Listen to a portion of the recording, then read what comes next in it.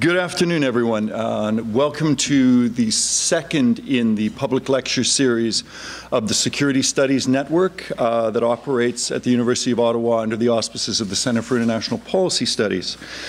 Thank you all for coming. My name is Michael Williams. I'm a professor in the Graduate School of Public and International Affairs, and it is my happy task today to introduce our speaker.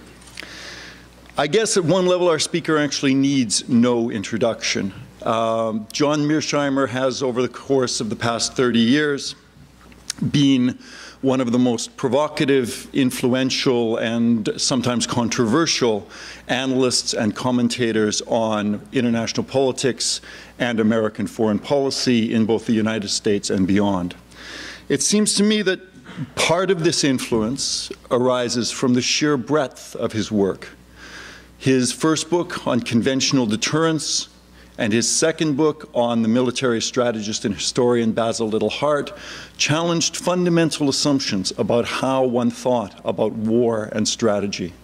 His more recent work, including his highly cited and very well-known book, The Tragedy of Great Power Politics, his work on Middle Eastern foreign policy of the United States, and particularly his most recent book on lying in international politics, once again demonstrate the remarkable breadth of his interests and his engagements and the variety of issues and audiences that he speaks to. But it seems to me that John Mearsheimer's influence and impact go well beyond simply the breadth of what he does. I think it lies, at least in no small part, in the way in which he challenges settled, comfortable assumptions. He's always struck me as somebody who is uncomfortable himself with accepted verities. Whenever people get too comfortable and too common in what it is they all think they know, Mearsheimer pops up to tell them that maybe it ain't like they think it is.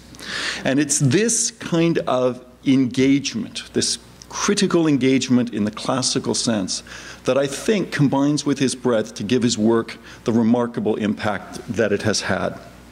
This is best summed up for me in a profile that was written of him last year by Robert Kaplan in the well-known American intellectual magazine, The Atlantic Monthly, which had one of my favorite titles. It was called Why John Mearsheimer is Right. But there, of course, came a bracket afterwards. It said, about some things, close bracket. And we have the great pleasure and privilege this afternoon of listening to Professor Mearsheimer talk to us about one of those big things, the rise and place of China and its implications for the emerging global order. And we have the remarkable opportunity, I think, to decide on which issues Professor Mearsheimer is right and which issues we might want to put inside the brackets. So, without further ado, please extend a welcome with me to Professor John Mearsheimer.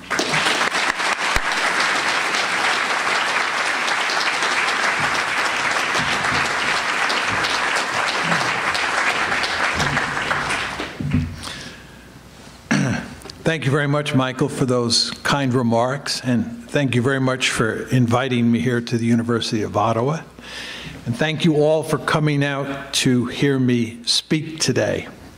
The subject I want to talk about is a subject that I believe will dominate how you think about international politics for the next 50 years.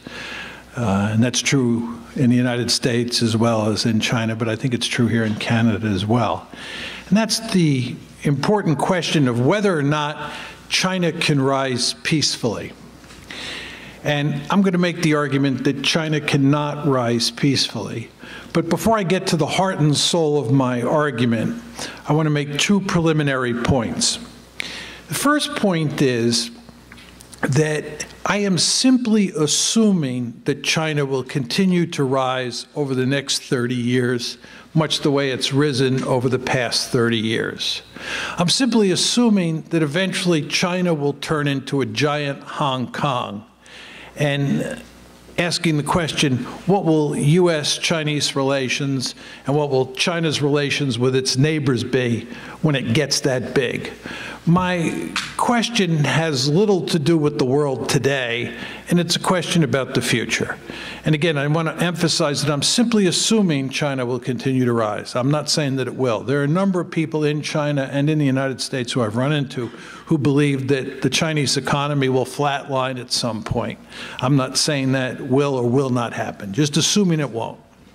Second point I want to make is that to answer the question whether China can rise peacefully, it's important to understand that it is essentially a theoretical question.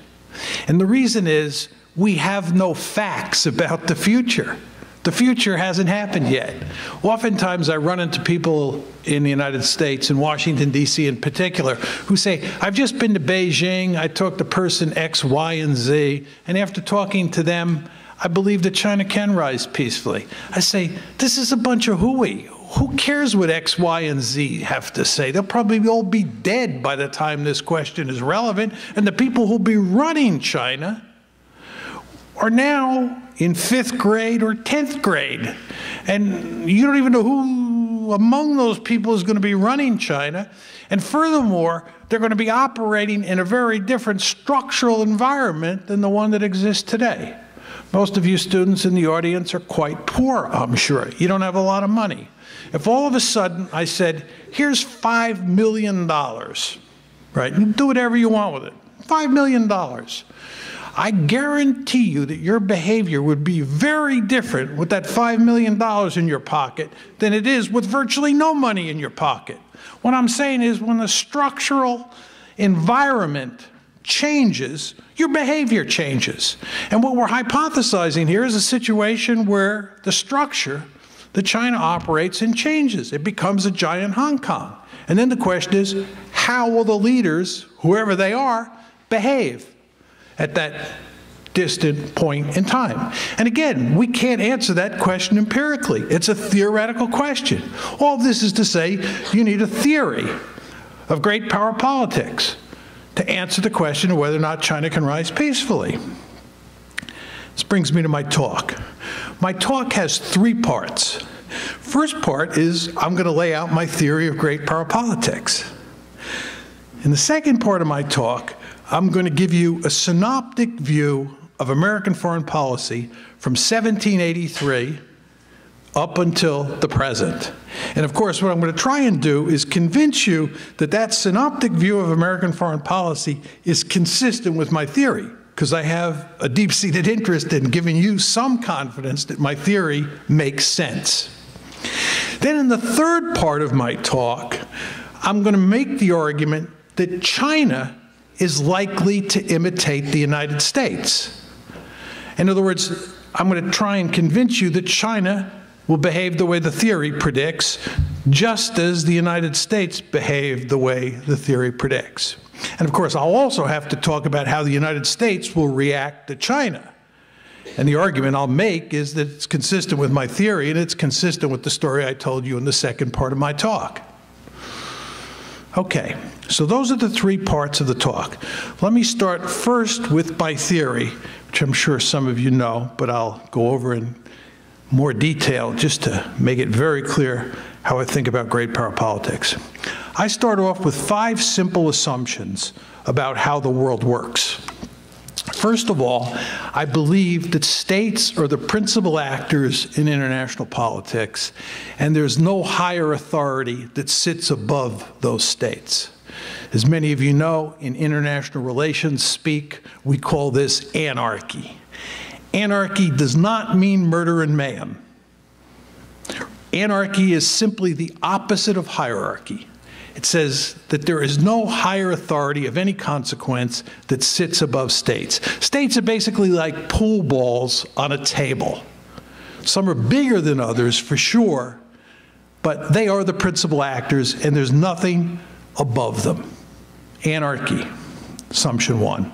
Assumption 2 is that all states have some offensive military capability. Of course, it varies from state to state. The United States, as I don't have to tell you, has an enormous amount of offensive military capability. A country like Israel has significant offensive military capability. A country like Jordan, on the other hand, or Switzerland or Belgium has much less.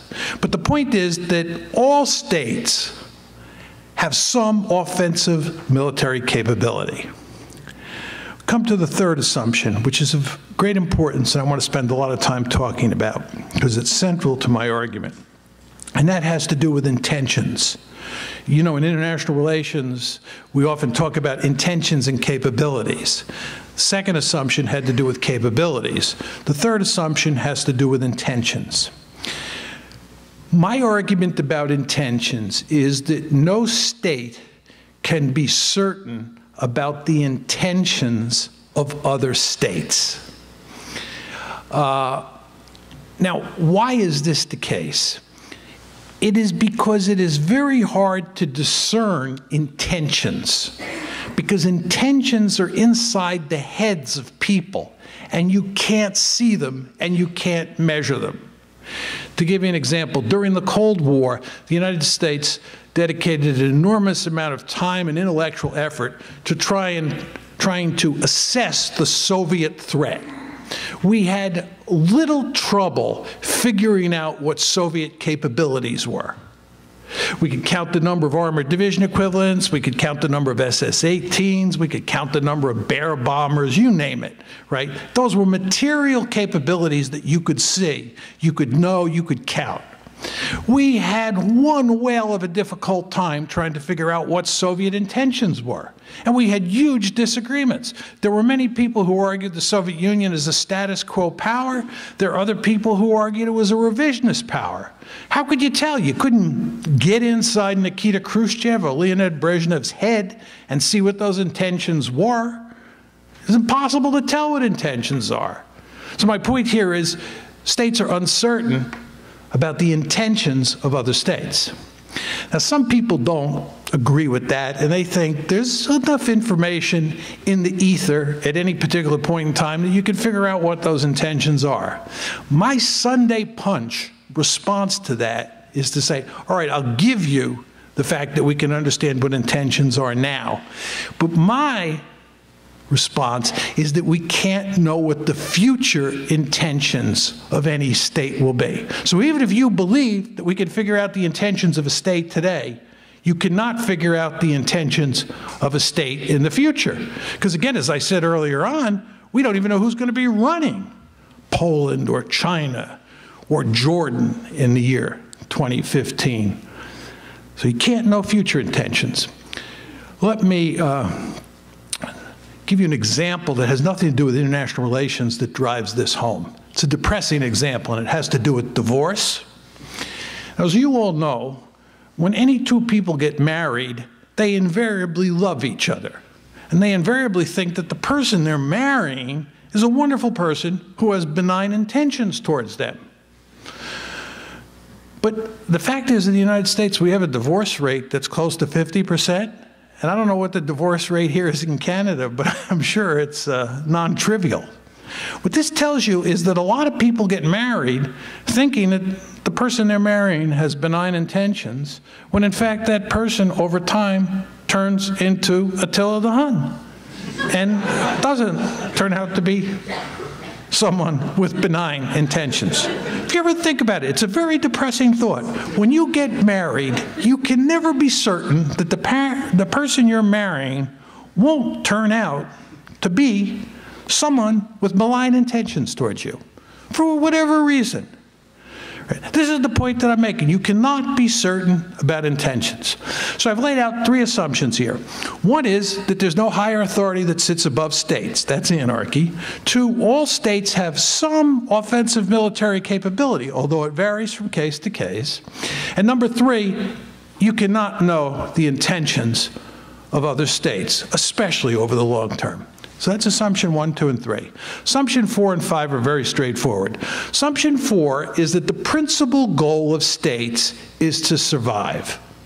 And the reason that survival is the principal goal, Note now, I did not say it's the only goal. I said it's the principal goal. It's the principal goal because if you don't survive, you can't pursue any other goals. Common sense 101. So survival is the principal goal. And then the fifth assumption is that states are basically rational actors. They're strategic calculators. States are quite good at coming up with reasonably smart strategies for ensuring their survival. That's the rational actor assumption. So those are the 5 assumptions.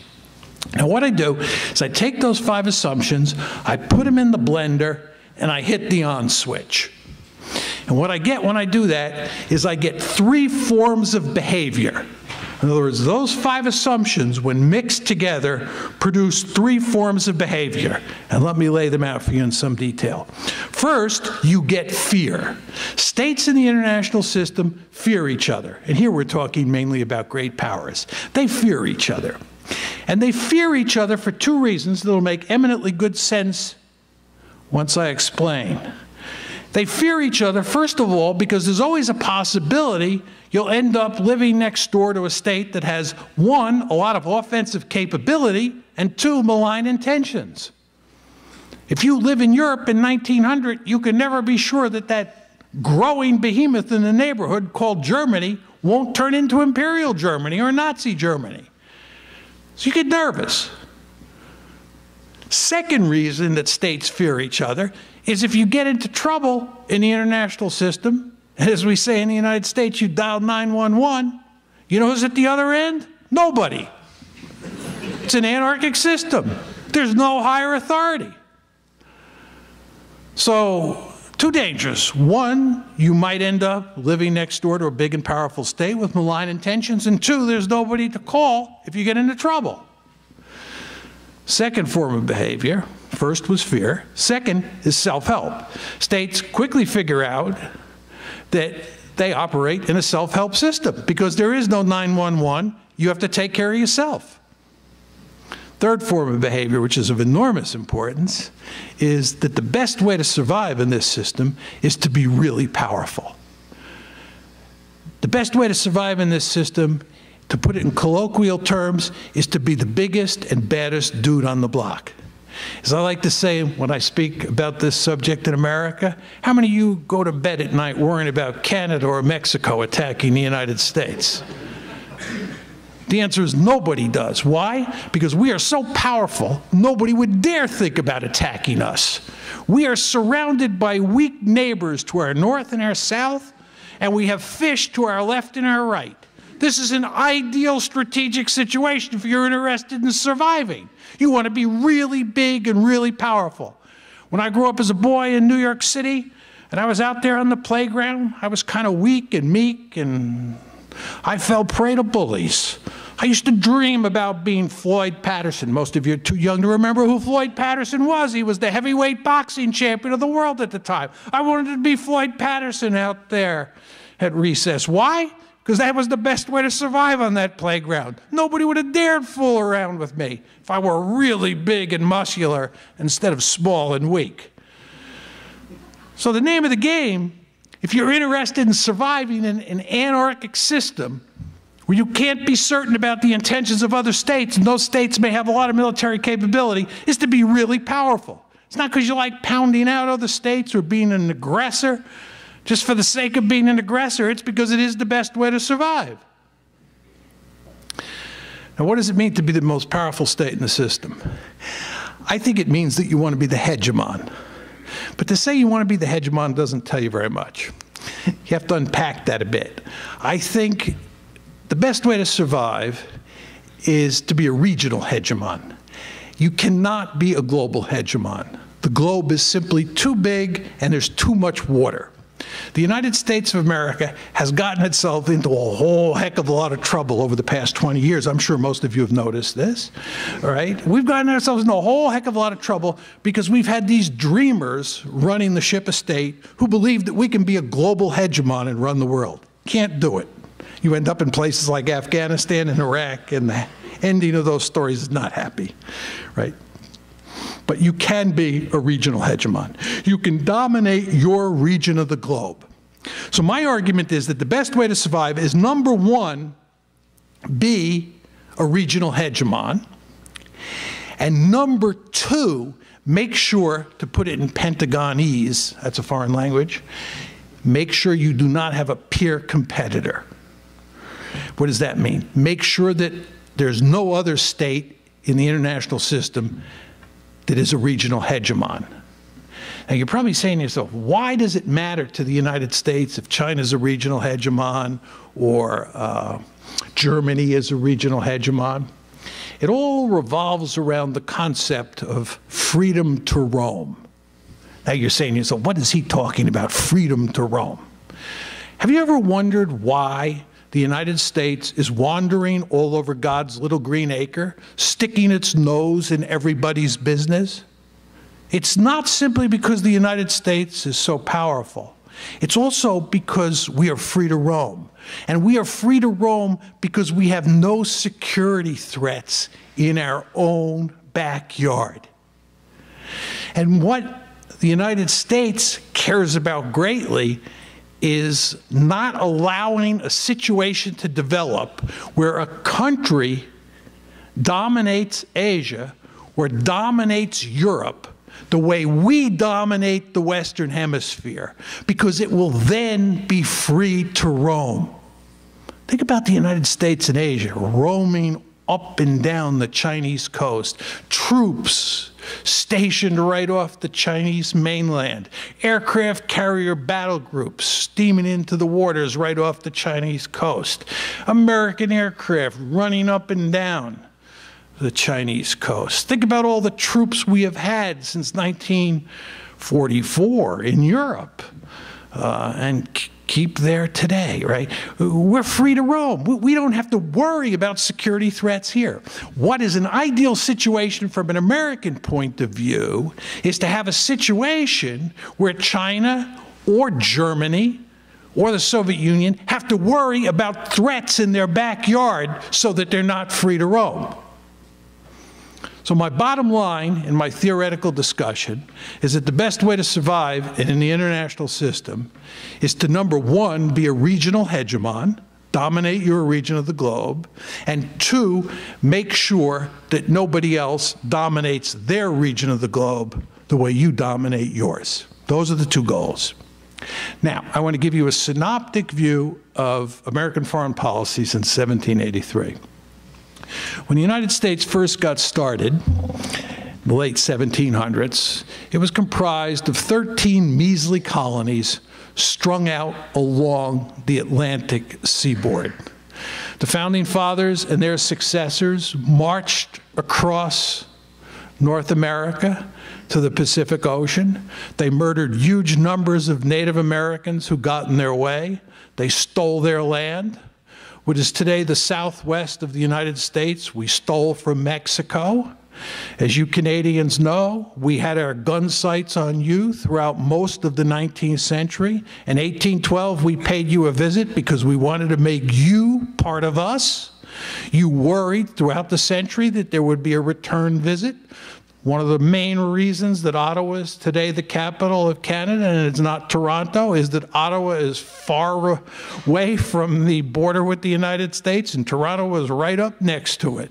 And you did expect us to pay a return visit, and for good reason. You knew we had a voracious appetite. You understand that there's no country in modern history that has a record of conquest that even comes close to approximating ours.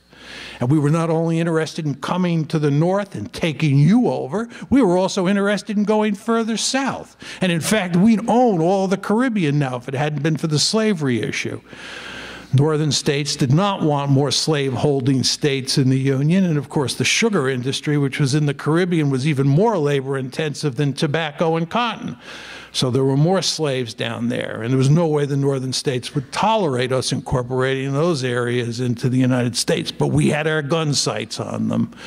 We wanted to establish hegemony in the Western Hemisphere. And the best way to do that, the first thing we had to do was we had to carve out this powerful state. And of course, that was done by 1853 with the Gadsden Purchase, which was the last conquest of, or acquisition of territory here in North America. The other thing we had to do was we had to get rid of the British and the Spanish and all those Europeans. As many of you know, in 1823, old President James Monroe told the Europeans, in no uncertain terms, this is our hemisphere. We're not strong enough to throw you out now. We're eventually going to throw you out. And after we throw you out, you're not welcome back here, because this is our hemisphere. In 1898, with the Spanish-American War, we finally finished the deal. We threw the Spanish out, and we were a regional hegemon. First regional hegemon in modern history. We dominated and continued to dominate the entire Western Hemisphere. Now, as I told you, great powers have two goals. One is to establish regional hegemony, and number two, make sure you don't have a peer competitor. Fortunately, there were no potential peer competitors in the 19th century when we were in the process of establishing hegemony here in the Western Hemisphere. But in the 20th century, there were four potential peer competitors: Imperial Germany, Imperial Japan, Nazi Germany, and the Soviet Union. As you all know, the United States played a critical role in putting all four of those countries on the scrap heap of history. We entered World War I in April 1917 at a point where it looked like Germany might actually win the war. And we played an important role, certainly not the key role, but we played an important role in helping to finish off Kaiser Bill and company. Then in World War II, we basically beat the Japanese single-handedly. In fact, it was with our left hand, and we were right-handed. And we played a key role in defeating the Nazi Germany. But of course, the Soviet Union played the most important role there. But we helped. And then during the Cold War, we played the central role in containing the Soviet Union. And in 1989, 1990, 1991, when the Cold War was ending and the Soviet Union was going down the toilet bowl, we helped usher it away. Very glad to do that. The United States does not tolerate peer competitors. It's always glad to get rid of them. And shortly after the Soviet Union disappeared, the Bush administration made it clear that we were #1 in the world, and we planned on staying that way. So what I'm telling you is that if you look at my basic theory, and you look at how American foreign policy has actually been since 1783, not the story that Americans tell. You know the story that Americans tell about what a wonderful liberal state we are and so forth and so on. I mean, it's nonsense, right? This is a state that Adolf Hitler admired. He said, these people know how to create Lebensraum, right? This is the real America, right? This is why Canadians lived in fear throughout the 19th century. But anyway, my point to you is that American foreign policy, when looked at correctly, looks very much like my theory says it should. This brings us to the third part of my talk. How do you think China is likely to behave as it gets more powerful? Well, first of all, don't you think that China is going to want to be the most powerful state in Asia by far? If we work so hard to be the most powerful state in North America and in the Western Hemisphere more generally, don't you think they'll want to be the most powerful state in Asia? You don't think the Chinese remember what happened when they were weak? You don't think they remember what the Europeans, the Americans, and especially the Japanese did to them when they were weak? It was not pretty at all. And they fully understand what the consequences are of being weak. If you ask somebody from China which of these two choices they'll take, one, you can be 20 times more powerful than Japan, or Japan can be twice as powerful as you. Which one do you take? This is not even a serious question. They want to be 20 times more powerful. They want to be 50 times more powerful than Japan for good security reasons. The best way to survive in the international system is to be really powerful relative to your neighbors, because then nobody screws around with you. You don't think this logic applies to China? It does, and they fully understand it. And they have every intention of making sure that they are really powerful. Now, I told you what the United States also did via the Monroe Doctrine is that it pushed the European powers out. You don't think the Chinese are going to want to have a Monroe Doctrine? You think the Chinese are going to be perfectly content having the United States Navy and the United States Air Force, the United States Army and the United States Marines right off their coast? You think they're going to be happy about that? Most of you are too young to remember the Cold War, but the United States of America used to go ballistic when the Soviets would do anything in Cuba. What are these people doing? This is our hemisphere. Who are they to come here? Monroe Doctrine. My mother taught me when I was a little boy, what's good for the goose is good for the gander. It's good for us to have a Monroe Doctrine. Probably good for them to have a Monroe Doctrine too. And there's all sorts of evidence today that the Chinese, would really kind of like to push the Americans away from their coastline. This is surprising? Not surprising at all. They're going to try and dominate Asia, try and push us away, just the way we pushed the Europeans away. Just the way we carved out this big and powerful state. They're interested in survival. They know how the game is played. Then you got to ask yourself, how's the United States likely to respond? I told you what the theory says. We don't tolerate peer competitors. That means we are not going to be happy about them dominating Asia the way we dominate the Western Hemisphere. And we've got a historical record here. Imperial Germany, Imperial Japan, Nazi Germany, and the former Soviet Union. You don't think we're going to react to China the same way? I bet you were all shocked when Barack Obama said last year that he was pivoting to Asia. Oh my God, what is he doing pivoting to Asia, right? He's pivoting to Asia because people in the American national security community understand that this country is getting bigger and more powerful. And we don't tolerate peer competitors, right? Now, what about China's neighbors? How do you think they're likely to behave? I think it's quite clear where they're headed, right? You can already see the balancing coalition beginning to form. Go home and Google Japan and India, two countries that are geographically separated by a huge distance. The Japanese and the Indians have basically jumped into bed together. They're beginning to play a lot of kissy face. And the reason is quite simple.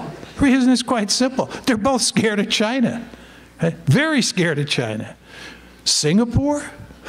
Very scared, right? The balancing coalition will be South Korea, Japan, of course, the United States, Taiwan, Singapore, Vietnam for sure, India, and Russia. And all of China's neighbors will be very, very nervous because China will be very big and very powerful.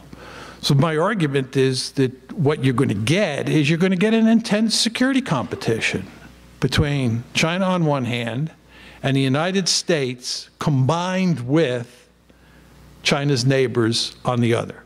And again, I think you can already see the signs of the balancing coalition beginning to form. And this is going to be a very dangerous situation. Now, let me just take this one step further and talk about a very familiar concept in the international relations literature, and that's the security dilemma. As many of you students know, the security dilemma says that the steps that states take to defend themselves invariably appear offensive in nature to the other side. And a really good example of this is the whole notion of containment. From our perspective, containment is a very defensively oriented strategy. We are containing China. But if you're sitting in Beijing and you look at this balancing coalition that is forming around you, that is surrounding you, it doesn't look like containment, it looks like encirclement. So you go back to the period before World War I, when Britain, France, and Russia formed the Triple Entente. Germany saw that as encirclement. If you go back to the Cold War, when we put together balancing coalitions in Europe and in Asia, because the Soviet Union extended from the center of Europe all the way out to the Pacific Ocean. So we had balancing coalitions in both theaters. The Soviets viewed this as encirclement. We viewed it as containment. Anything that the Chinese do today to defend themselves, if they decide they're going to increase defense spending, they're going to build an aircraft carrier, they're going to build a stealth aircraft, we automatically categorize that step as offensive in nature. And by the way, to go back to capabilities and intentions, because you can hardly ever figure out intentions, you look at capabilities, and as the capabilities go up, you assume worst case intentions. Right? This is underlying the security dilemma. So the point that I'm making to you is that as the Chinese take different measures, perfectly legitimate on their part, I'm not being critical of the Chinese at all here. You want to understand that. This is not a cultural argument or an argument that says the Chinese are the bad guys, the Americans are the good guys, or the Americans are the bad guys. My story is that states that are interested in survival have to be very powerful. This is the tragedy of great power politics. You just have no choice in the structural environment that I described up front, right? But the point is, from China's point of view, they've got to do certain things to protect themselves from the Americans and their neighbors. And anything they do to protect themselves, we will interpret as offensive, and we will rise to the occasion and build what we think are defensive capabilities to offset their perceived offensive capabilities. Of course, from their perspective, our measures will be offensive in nature. So it's going to get very messy in Asia if China continues to rise and becomes a giant Hong Kong. And again, you want to remember, when that happens, China's going to have a lot more military capability then than it has now. China is basically a paper tiger now. It's not a match for the United States militarily. We're talking about a situation where it is a match for the United States. Now, let me conclude by talking about my theory and build on what Michael said when he introduced me. My theory, like all social science theories, is right some of the time, but not all of the time. Remember, he talked about that article that was written about me that said why John Mearsheimer is right on some issues. I would rephrase that a bit and say why John Mearsheimer's theory is right some of the time, but not all the time.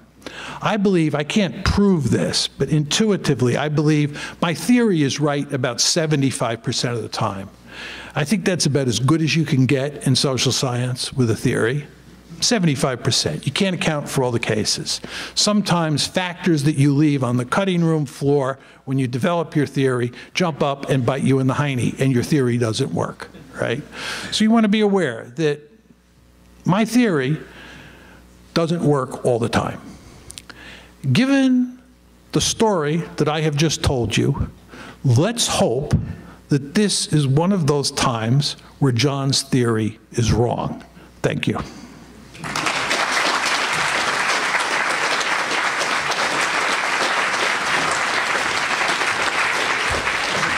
Yeah. Oh, sure. You run your own session, yeah? Great. I will take questions for as long as they will let me, because I love to go back and forth. I would just ask that, I'll call on people that you stand up, and it'd be nice if you identified yourself, and if you would restrict your comment or your question to 1 minute, just so we can maximize the number of people who ask questions, because we're dealing with one fundamental problem here, which is that I love to talk, so I'm not good at giving short answers. So if you ask short questions, that'll help a lot. Hi, Craig Hunter with the National Capital Branch of the Canadian International Council. And if I follow through on your theory, wouldn't it be rational for countries like Japan, Vietnam, and all of the people in the area around there to say we would be better off if the U.S. kept its distance and we invested, each of us, in a small military to dissuade China from growing without having a huge threat from the most powerful country in the world, and then maybe keep China not having to build its military as fast, or not seeing the big advantage in that? Okay, everybody heard the question. 2 points. One is that from the neighbor's point of view, China is the threat, not the United States, because the United States is a distant great power. If you go to Asia today, especially go to a place like Singapore, their great fear is that we're going to leave. It's not that we're going to go on a rampage and try and dominate Asia. Their great fear is that we won't be there for them. China lives right next door. So China is the real potential threat, okay? Second point I would make is the problem that Japan and Vietnam and the Philippines face is that they're not big enough to build the military capability to deter China. And they need the United States. Let me just unpack this a bit. It's important to understand that China is not a status quo power. First of all, China wants Taiwan back. Secondly, as you know, the Chinese have this dispute with the Japanese over these little islands, the Senkaku Diaoyu Islands. Even more importantly, there's a huge dispute over who controls the South China Sea, involving a number of countries, Vietnam and the Philippines most prominently, okay? So all of those countries that are China's neighbors, given the size differential between them and this potential behemoth, are looking for help. And the best place they see to get help is the United States, which, going back to my first point, they don't see as a potential threat. So in many ways, the biggest problem that we face, and this, by the way, explains Obama's great emphasis on the pivot to Asia, is that our Asian allies are worried that we have lost our mind over the last 20 years and are fighting these crazy wars in places like Afghanistan and Iraq, and we won't be there for them. And what Obama is trying to do is reassure them. Sir. Hi, my name is Victor Reduco, and I'm from Ottawa. I just wanted to make a point and hear your comment on this, but okay. To my way of looking at things, states aren't individuals. They're collections of different interests. And when you look at the relationship between the United States and China, as it's developed since normalization, but especially since 1978, you see tremendous stakes in the other side in both countries. Economic stakes, even security stakes in some regards, if you think of issues like UN Security Council negotiating on certain issues and so on. How did you factor that into your analysis of this dynamic that you spoke of, which is informed by your international relations background? Yeah, excellent question. It is very important to understand that my theory makes a number of simplifying assumptions about how the world operates. And one of the assumptions that I make, which is completely consistent with what you say, is that I effectively assume that states are black boxes. The rhetoric that you used is I treat states like they're individuals, which I think is correct, and I just have different rhetoric. It's a black box, right? And what you're saying to me, quite correctly, is that states are comprised of heterogeneous groups and individuals, and they don't always act as if it's a unified person. That's a fair representation of your view. Let me marry that comment with what I ended my talk with. I said that my theory is right, in my opinion, 75% of the time, and it's wrong 25% of the time. And some of the factors that I leave on the cutting room floor, and domestic politics would be a good example, right? Kind of what you're getting at. Those things, as I said, sometimes jump up and bite you in the hiney, and the theory is wrong. So I'm not saying that there aren't circumstances where you might not be proved right and me proved wrong. But I think most of the time I'm right and you're wrong. Regrettably, I say that regrettably, okay? But let me make one other point to buttress my case over yours. And that is that I do believe when great powers are involved in intense security competition with other great powers that really threaten to rule the roost, that those domestic political considerations get pushed aside, and states do act like black boxes, okay? So I think my theory is more likely to be right than wrong in a case like the one we're dealing with here today. But that's not to say that's axiomatic. Hi there. My name's Jeff Collins. I'm a PhD student at Carleton U. And my question has to do less about China, more effect on the U.S. as a regional hegemon. Yes. And again, to take that long-term 50-year view, Western Hemisphere, Americas, I was wondering if you can comment on Brazil and its rise as an economic and military power in the South. And potentially, is there any tensions you see in view of your theory down the road in relations between the U.S. and Brazil? Thanks.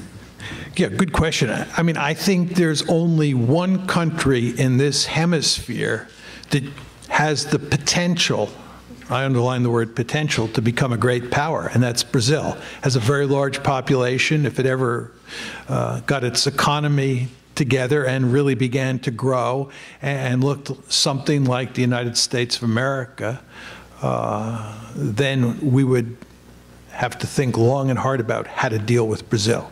You understand it is not in America's interest to see a strong and powerful Brazil in this hemisphere. Hardly any Americans will ever say that publicly. It is like Canada. If all of a sudden you had a huge population explosion and you're already rich, right, and you began to look like you were as powerful or more powerful than the United States, we would not be happy. Would not be happy, right? And the same logic applies to Brazil. But fortunately, I say this as an American, it doesn't look at this point like Brazil anytime soon is going to pose a threat to the United States in this hemisphere. Hi, my name is Erica. I'm a PhD student at the University of Ottawa. I'd like to thank you for your talk and for your contribution to our discipline.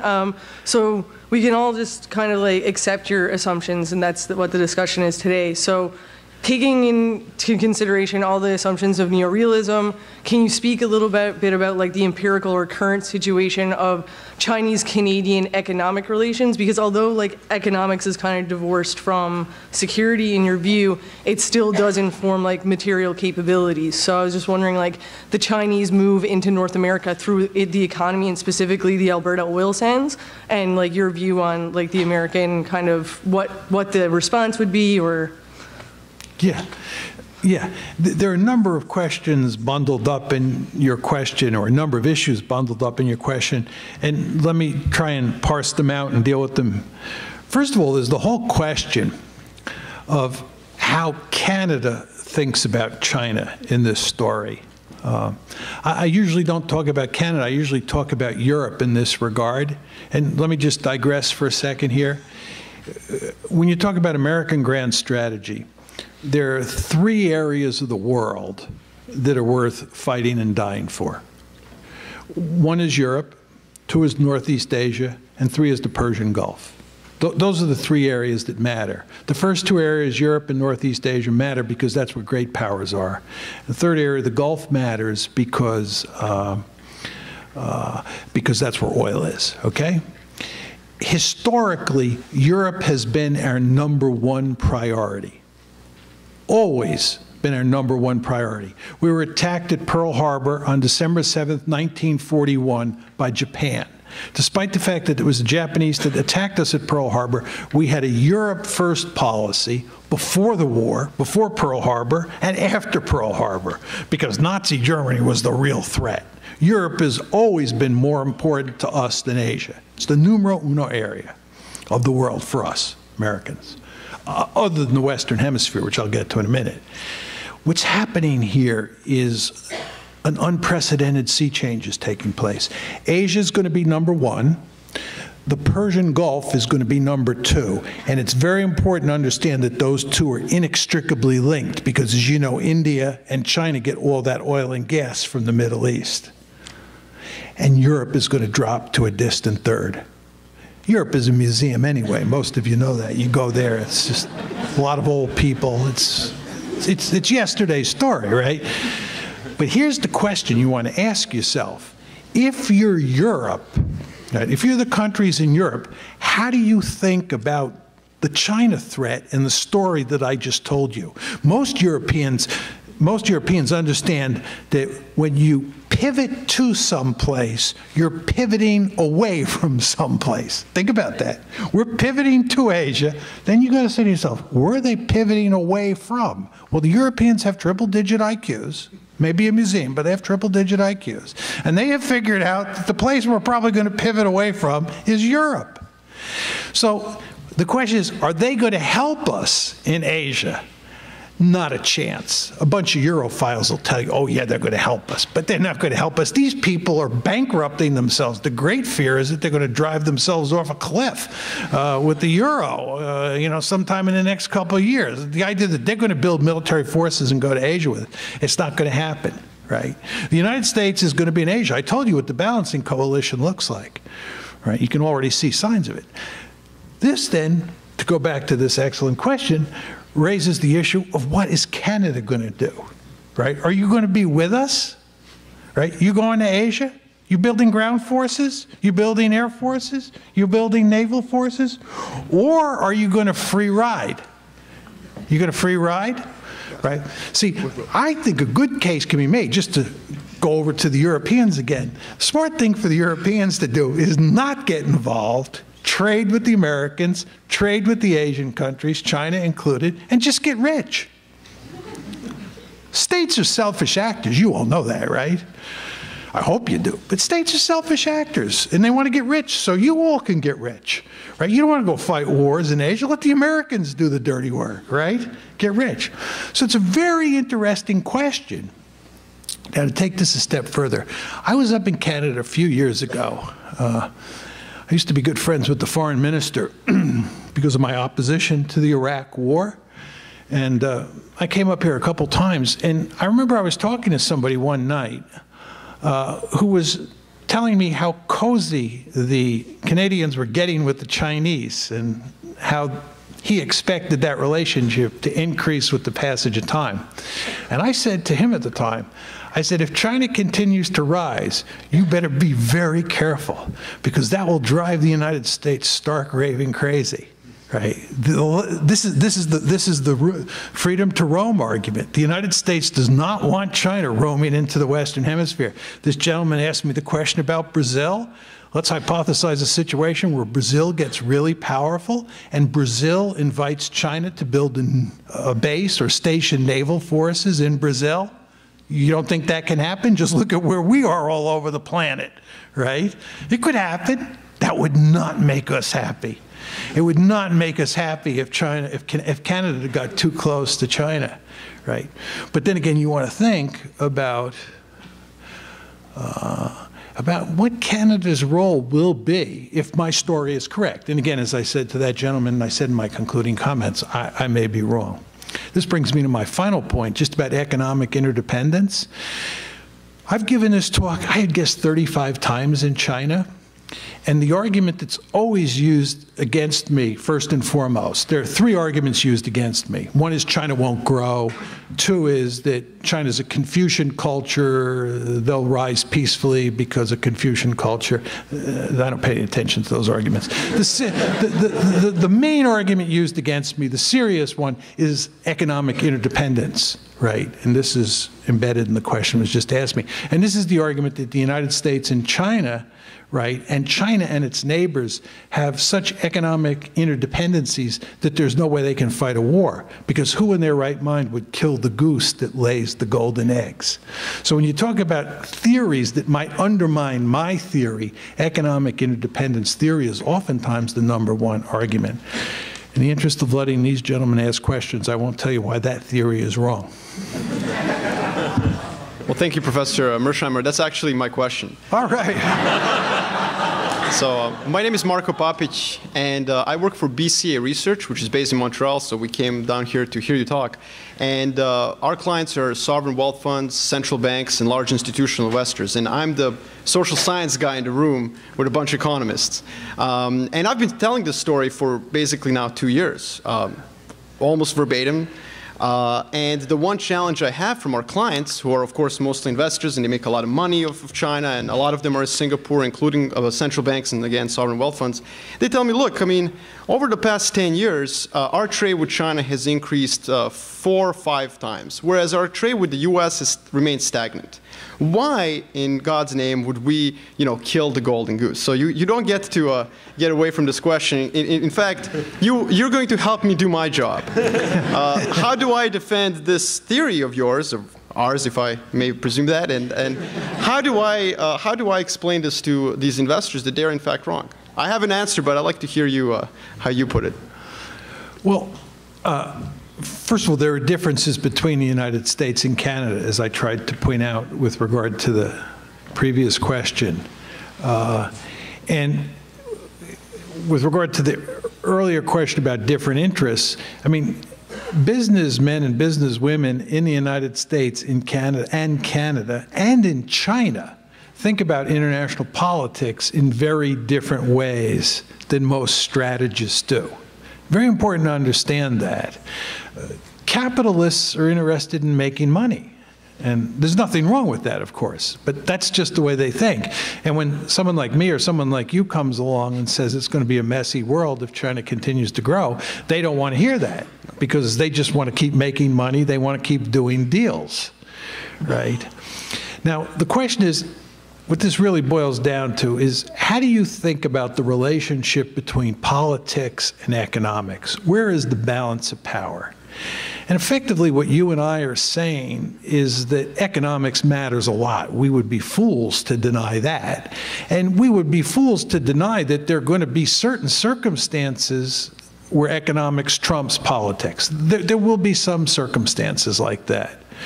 But in most cases, I believe politics trumps economics, which is another way of saying security considerations trump economic considerations.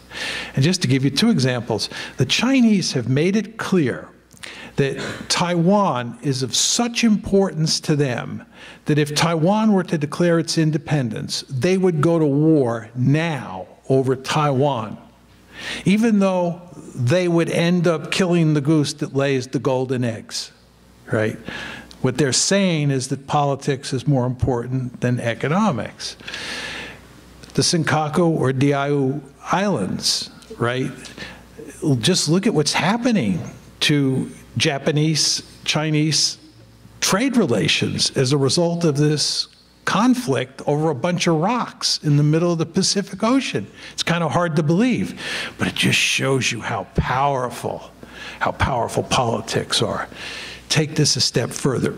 There's a whole literature on nationalism in Japan, and almost, excuse me, everybody agrees that given the fact that communism doesn't have much legitimacy in China, the communist system doesn't have much legitimacy, and they don't have a democracy, it's very difficult for the elites to maintain the existing political order. And the best way for them to do that is to fuel nationalism. Nationalism provides the glue that keeps things together.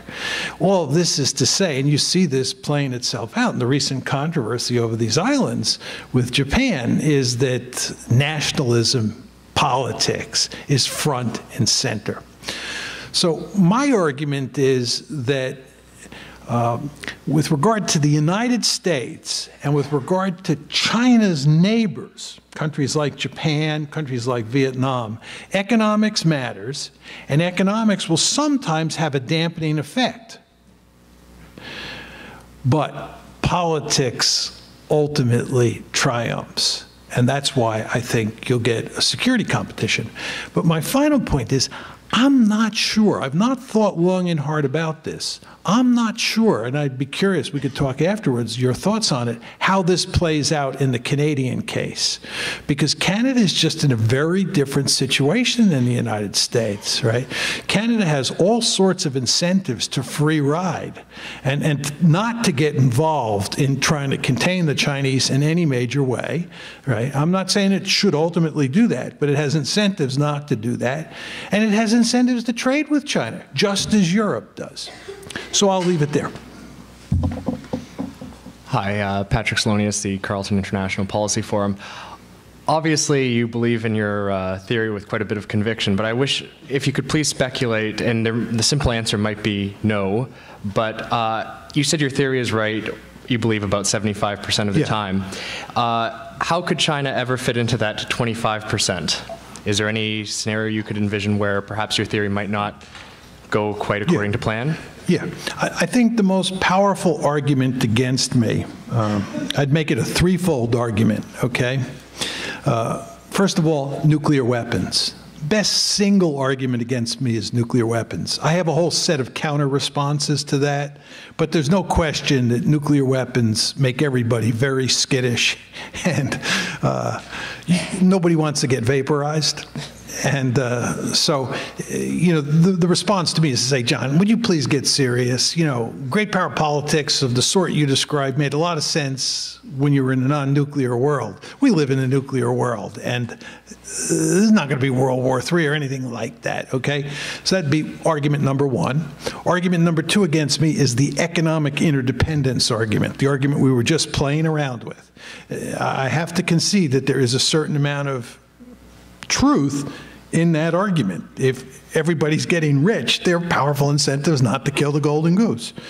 Third argument to make is the nationalism argument, and that is to say, as I often do, and this is why I oppose the Iraq War, the most powerful political ideology on the face, contrary to what most of you think and what most Americans think, is not democracy, it's nationalism. Nationalism is all about self-determination, and nationalism makes it extremely difficult for any one country to invade other countries and conquer them. So the United States could, you know, conquer this piece of territory and that piece of territory, and you could have all this territorial expansion in the good old days when there was no nationalism. But in the age of nationalism, territorial conquest is a prescription for huge trouble, right? You want to invade Afghanistan? Be my guest. Want to try Vietnam? French did it, we did it, Vietnamese did it. We learned one lesson, stay out, right? Going into Iraq, oh my God, right? Are these people serious, right? The idea that the United States of America is going to go into a country in the Middle East and do social engineering at the end of a rifle barrel in the age of nationalism, not going to happen, right? Therefore, China is not going to be able to do much in terms of conquest, right? Look what happened when they went into Vietnam in 1979. They got their snouts whacked. Okay, so bottom line argument is a lot of truth in what John has to say, but the three countervailing forces: nuclear weapons, economic interdependence, and nationalism. Thank you very much. My name is Andrew Blanco. I'm a master's student here at the University of Ottawa. Both the United States and China are countries that depend heavily on foreign resources. China has been heavily investing in Africa, and if we accept that for the United States, it doesn't want a peer, how concerned should the United States be about the level of investment of China in Africa? Well, I don't think Chinese investment in Africa matters much to the United States.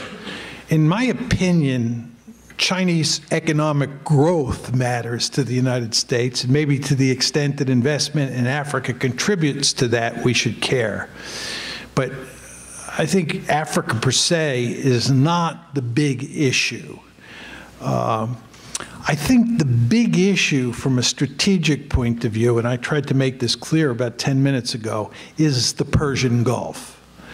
I think that the Indians and the Chinese are increasingly dependent on oil from the Persian Gulf.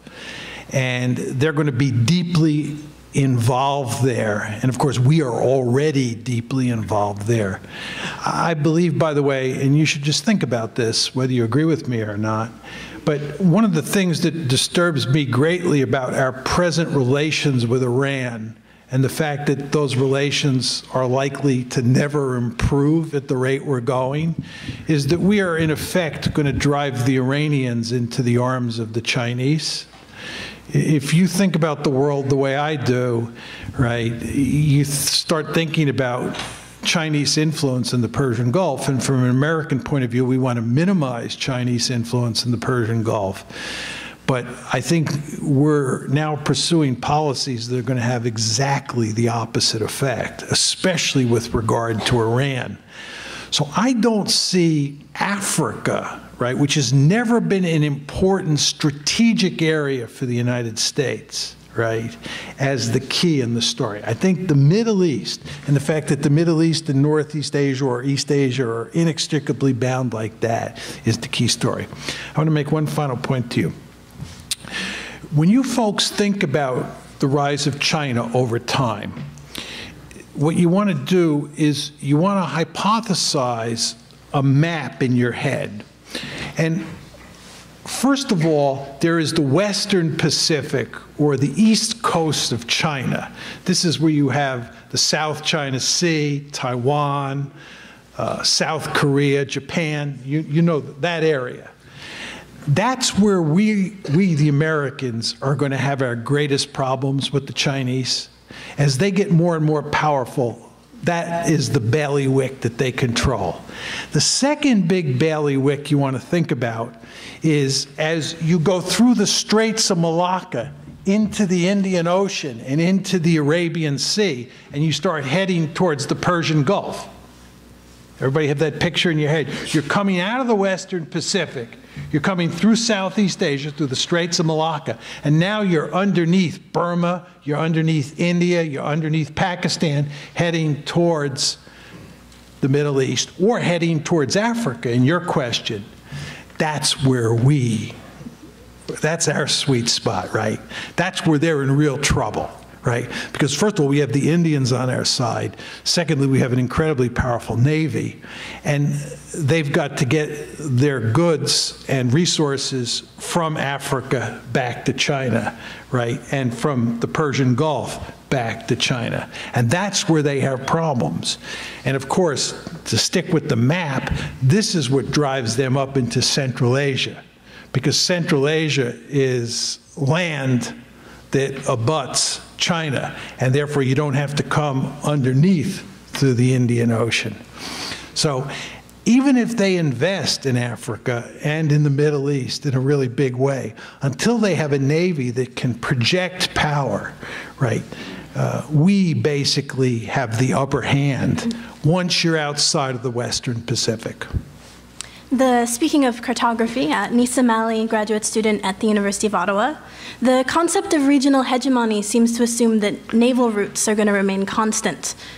What do you think the impact will be of the opening of the Arctic Seaway on the way in which the world is divided into regions and hemispheres? I honestly don't think it'll have much effect at all. I mean, I could be wrong on that. But I don't see how it would change the regions. Tell me what would be, tell me what's the most glaring example of how regional dynamics or regional boundaries change in your story. Well, if you cannot go through the Arctic, then you're dividing the world into essentially north-south lines.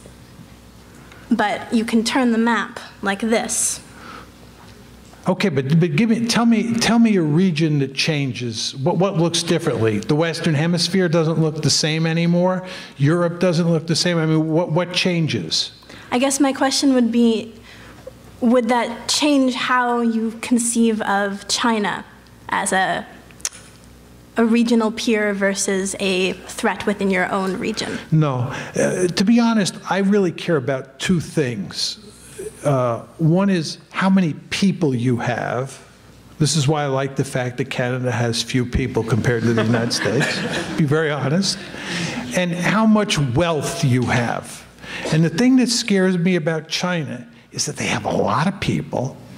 And if it turns into a giant Hong Kong, oh my God, right? It's just so powerful. So I care about China independent of, you know, the ice cap melting. I just care about it because it has a lot of people and a lot of wealth. Alex Treesby, former student here at University of Ottawa in Carleton. You spoke a bit about how American foreign policy during the during the Cold War was heavily focused on Europe, NATO, in order to contain the Soviet threat. What do you think is the likelihood of some sort of collective security organization rising in Asia to counter China, or do you think it's mostly going to be bilateral agreements between the U.S. and various partners? Yeah. This is actually a great question. My friend Steve Walt talks about this issue all the time. In the Cold War, it was very easy to put together a balancing coalition in Europe called NATO, because the threat was concentrated in the center of Europe on what we used to call the IGB, the inter-German border, right? So you had this very powerful and effective multilateral alliance called NATO. In Asia, on the other hand, where the threat, the Soviet threat, was not as great, and where the geography was complicated, you had, apropos this gentleman's question, bilateral relationships, right? The U.S. had a treaty with Japan, the U.S. had a treaty with Korea, right? There was no equivalent of NATO to speak of in Northeast Asia, okay, where the Soviet threat was concentrated. Now we fast forward to the present, and his question is, if John is right and you have this Soviet threat that leads to a security competition, are we going to put together in Asia an alliance that looks like NATO? Or are we going to continue the old way of doing business with a series of bilateral agreements between the United States and X and the United States and Y? Steve Walt's point is that geography is going to make it very difficult to constitute an effective NATO-like alliance. Just to give an example, if there's a war over the Senkaku Islands, and let's say the Japanese and the Chinese are shooting at each other and the Americans come in, Vietnam is a faraway place. India is a really faraway place. Is India going to come all the way out through the Straits of Malacca to help out Japan? You know what I'm saying? So the geography is really complicated. I don't know what the answer is to your question. And I think it's a great research question. Thanks. Royston Gupta, I'm with the, also with the Carleton International Policy Forum. You spoke a bit about nationalism and how it's a powerful ideological force in today's world, and we can see that with Senkaku Islands, I guess. My question is perhaps more of a political, ideological question, in the sense that, and more of a human rights question, in the sense that, do you believe that the Chinese regime, in a sense, has pivoted from the old communism and Maoism, in a sense, to an almost fascistic or fascist sort of state, whereby there's, again, a corporatist nature of an economic system whereby the state has capitalists, allows capitalists to make profits, and but at the same time asks them to do certain political objectives for the state.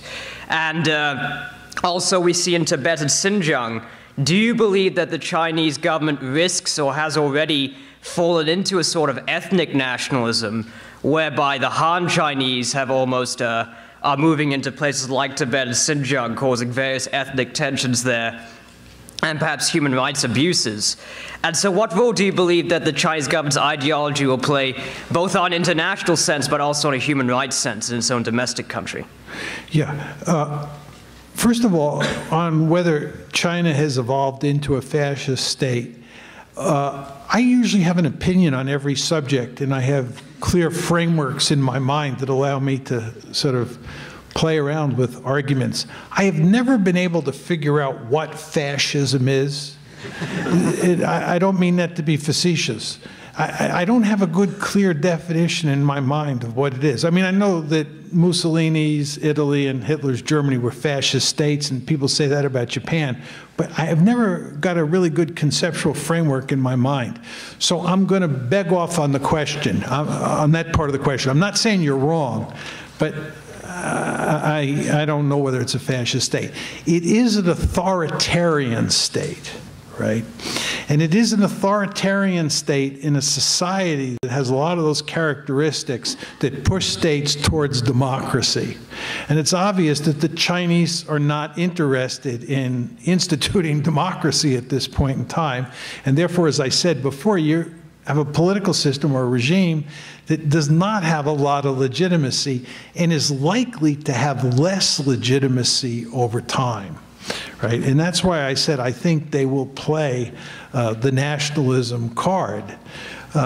With regard to, areas like Tibet, Xinjiang, I think there's no question that the Chinese government in Beijing is deeply concerned about, excuse me, the irredentist movements in these areas and would like to do everything it can to snuff them out. And I think there's no doubt that they're moving Han Chinese into those areas. Are the Chinese willing to violate human rights? I think if the circumstances deem it necessary, they'll do it. And I would make the same argument with regard to the United States.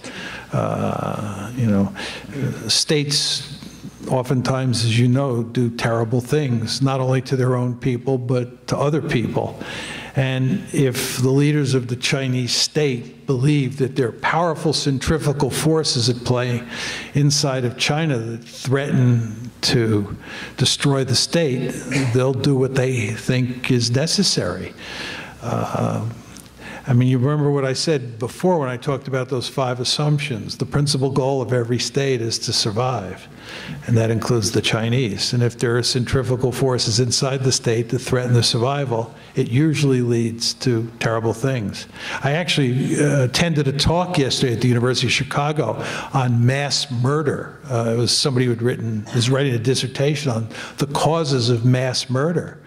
And if you look at that literature, which I don't know very well, it's quite clear that mass murder is usually not done for ideological reasons. It's usually done for strategic reasons. And it's because people are very fearful and they feel that their survival is at stake and they lash out. And I'm not defending that, but I'm just saying that you can understand how in the Chinese case there might someday be massive violation of human rights. Thank you. Felix Grenier, I'm a PhD student at the School of Political Studies. Thanks a lot for an amazing speech, Professor Mearsheimer. Really enjoy listening to you. Been reading a lot, but it's always good to have you in person.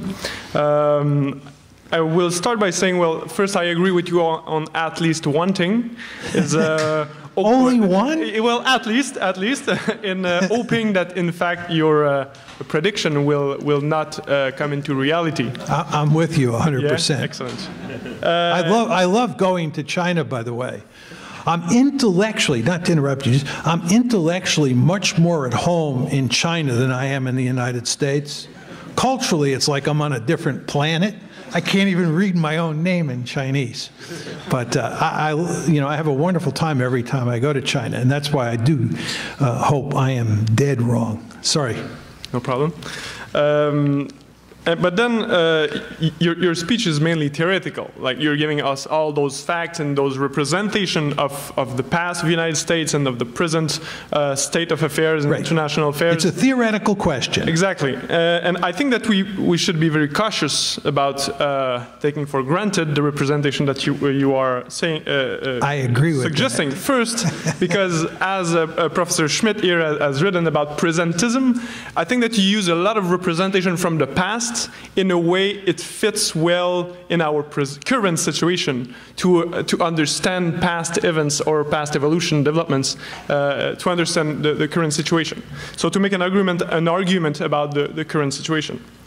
And then also because, in fact, I believe that realism, because your theory we can just like make it more explicit that you're talking about realism, the theory of realism, which has been dominant in IR since many decades, if not since its inception, has not been a really good predictive tools in the past decades. During the Cold War, for example, during the Cuban Missile Crisis, well, realism was not a good predictive tool on how great power will react. And then you use realism to predict what will happen in Europe after the end of the Cold War.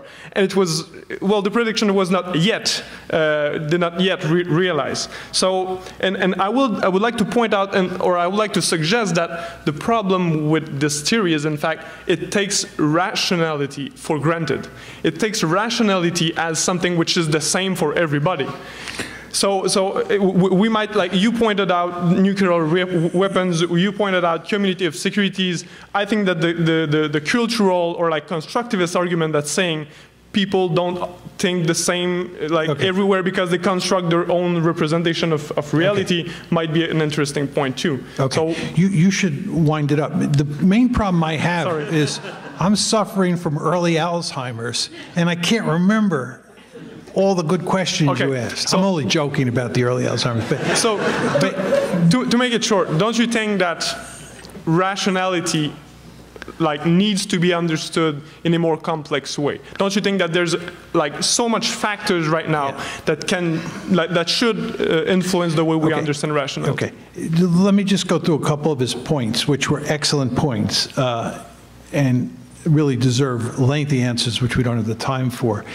First of all, your point that I do pay a lot of attention to the past in formulating my theory. I think that's certainly true. But what you try to do, or at least I try to do in developing a theory about any subject, is develop it so it can explain a lot of the past, can explain the present, and can be used to predict the future. Do you follow what I'm saying? So the fact that there's a lot of the past in my theory is of course true, because I want to be able to explain the past, because there we have the facts for the past and the present. We don't have the facts for the future. So of course I go right to the American case and try to make the argument that American behavior fits with my theory, past and that theory. So I think that's true, but I think it's kind of the nature of the beast.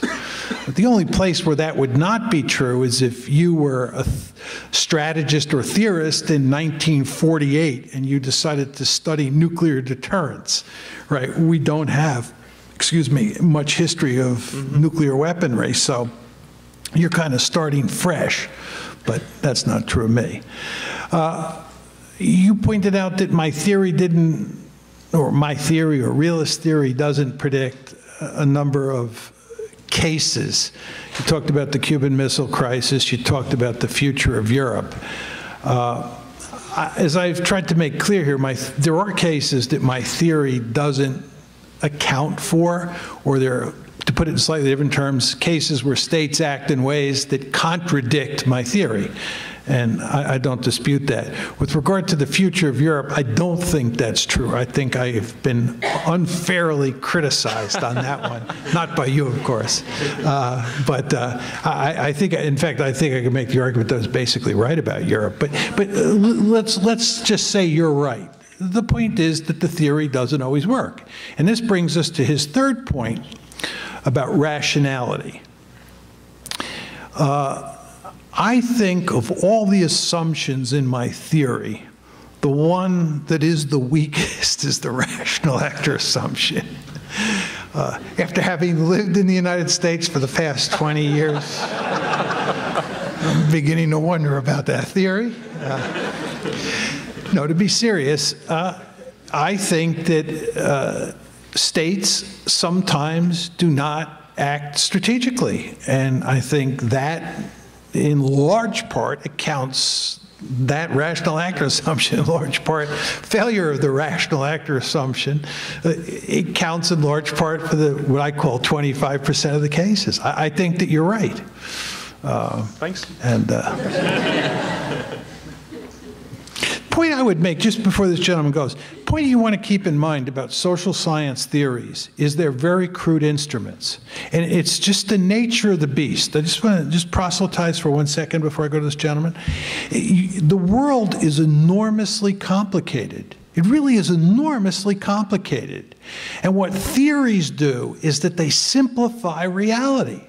The beauty of dealing with me, right, is not whether I'm right or wrong. The beauty of dealing with me is that I have a very simple theory that you can grasp, and you can figure out why you agree with me or disagree with me. Right? And that allows you to think about this incredibly complicated world in more helpful ways. Again, I'm not saying that you then agree with me and that helps you think about the world, but it helps you figure out in your own head how you think about the world. Because I believe that I force you to think about what factors are most important, just like the previous gentleman who wanted to fight with me on the rational actor assumption. That's exactly what you want to do. But what's happening here is that we're operating in an incredibly complicated world, and we theorists, and I believe you're all theorists because I believe we cannot operate on a day-to-day basis without theories in their head. The only difference is between those people who admit they have theories and those who don't, right? You all have theories. There's no way you can negotiate the world without theories. The world is just too complicated. You need simplified theories, right? But anyway, anytime you simplify an incredibly complicated reality, you're going to leave on the cutting room floor factors that will occasionally, as I've said on 2 previous occasions, jump up and bite you in the hiding. And that just tells you your theories are of limited utility. Theories are essential, but of limited utility. They're essential, but of limited utility. Sorry. Joshua Dyer from University of Helsinki. I was wondering if you could sort of elaborate on how your theory helps us understand what we can predict in the future, or what to know to expect from the future of Chinese-Russian relations. I say this because I feel like they have somewhat of a unique relationship in comparison to sort of the other states in China's neighborhood, being that, well, they border with one another, both BRIC nations. They sort of tiptoe around each other, make sure not to sort of step on each other's toes in the UN Security Council, things like this. So I was wondering if you could sort of elaborate on that. Yeah. I think that when you talk about the balancing coalition against China, you will remember I said that it would include Japan, South Korea, Taiwan, Singapore, Vietnam, Philippines, Australia, India, and I said Russia, right?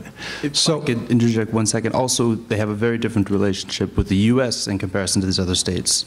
The Russian-U.S. relationship being quite different from Japan-U.S. relations, Australia-U.S. relations. This is, I think, really my main interest, my main point.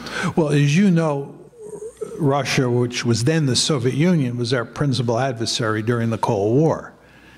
But you also want to remember that the United States fought against Vietnam in one of the bloodiest wars of the 20th century in the years 1965, basically to 75. And the Vietnamese are really anxious to jump in bed with us. They'd like us to come back to Cam Ranh Bay. They'd like us to help them with the South China Sea. So there you have a former mortal enemy, right? Vietnam and the United States that are coming together. And I believe, as is evidenced by my description of what I thought the balancing coalition will be, that the United States and Russia will be allies against China. It has to do with geography, right? Russia shares a border with China. They almost fought a war in 1969 along the Ussuri River over a border dispute. And I think that as China continues to grow and it begins to push out, it begins to throw its weight around in the neighborhood, the Chinese will end up facing both the United States and Russia in this balancing coalition. You don't see that now, right? As I've said a couple times here, you can see the balancing coalition already beginning to form. And remember, I said for anybody who has any doubts, you should go home and Google India and Japan. But you don't see evidence in the Russian case, right? And this is in large part because the United States is doing things in the greater Middle East that angers both the Chinese and the Russians. So the Russians and the Chinese kind of act together. You all know that the Russians and the Chinese together are making it impossible to get a UN resolution for dealing with Syria, right? And that's because both China and Russia feel like they were stiffed over Libya. They both abstained from the vote in the UN on Libya. So the Chinese and the Russians are good friends today in certain ways. But what I'm predicting, I want to underline that, what I'm predicting is that will all change. And eventually the Russians, like the Japanese and the Indians, will come over to the balancing coalition. But only time will tell whether that's true. Thank you. You're welcome. Professor Mearsheimer is a remarkably modest man who only claims accuracy in 75% of his predictions. I'm less modest. I claim 100% accuracy in my predictions, and I think I have empirical evidence for this. At the beginning of this talk, I predicted that it would be incredibly broad-ranging, incredibly challenging, deeply unsettling, provocative, and exciting. And I think all of those predictions have been confirmed. And for confirming my genius in social science, but more importantly, for giving us an amazing afternoon of food for thought and analysis, I'd like to join me in thanking John Mearsheimer.